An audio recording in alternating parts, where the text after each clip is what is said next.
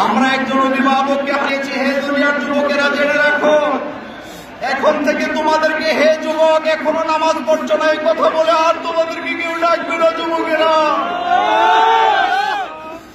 এখন থেকে তোমাদেরকে কেউ আর ডাকবে না। তোমরা নামাজের দিকে আসো, তোমরা মসজিদের দিকে যাও।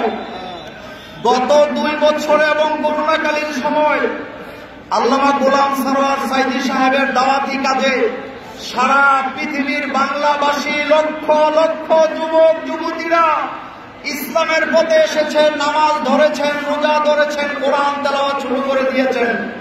সুতরাং আজকের এই জানাজায় বক্তব্য নয়, দোয়া করছি, আল্লাহ আপনি দয়া করে আমাদের প্রিয় গোলাম সরওয়ার সাইদি সাহেবকে মাফ করে দেন, তার কবরটাকে আপনি জান্নাতের বাগান বানিয়ে দেন।